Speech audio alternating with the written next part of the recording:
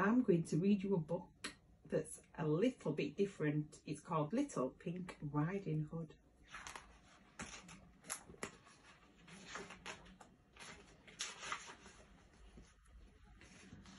Mother, don't make me take another basket of buns to Granny, pleaded Little Pink Riding Hood one morning. She's so grumpy and that silly wolf is always sulking around trying to frighten me. But her mother wouldn't listen. Granny's old and the wolf doesn't know any better. Just be polite and kind and everything will be all right. Why should I? Thought Little Pink Riding Hood crossly. No one else is. Little Pink grabbed the basket of buns and stomped out of the house. Stay on the path and don't talk to strangers, called her mother. Whatever, muttered Little Pink Riding Hood. She hadn't gone very far when she met the wolf. Hello, he drawled. But Little Pink wasn't in the mood.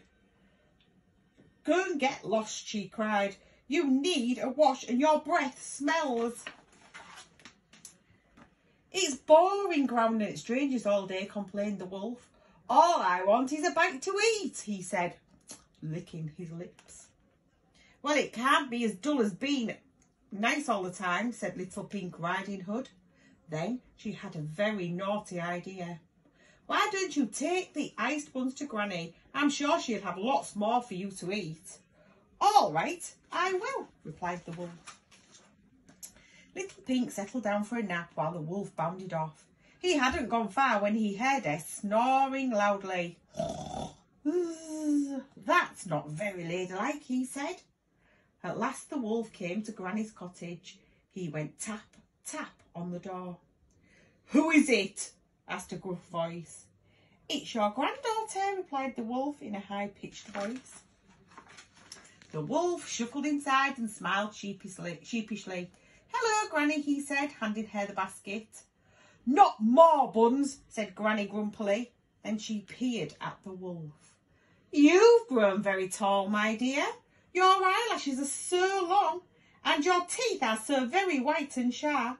If I didn't know any better, I'd think you were a wolf. Meanwhile, Little Pink Riding Hood woke up from her nap. That was lovely, she said, stretching and yawning. Then she giggled.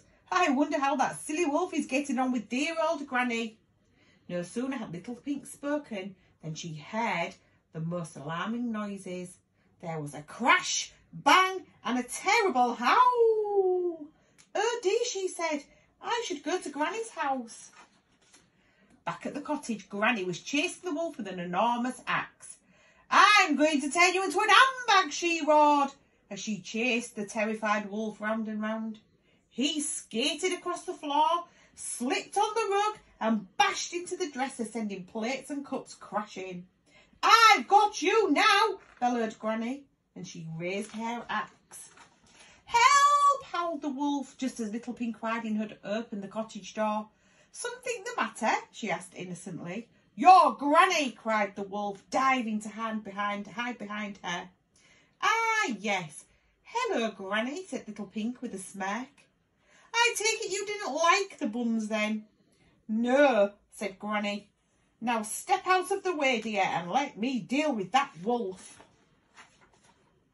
Little Pink stepped aside and Granny lunged at the wolf with the axe. Seeing the sharp glinting blade, he leapt out of the door and ran straight into Granny's bloomers hanging on the washing line.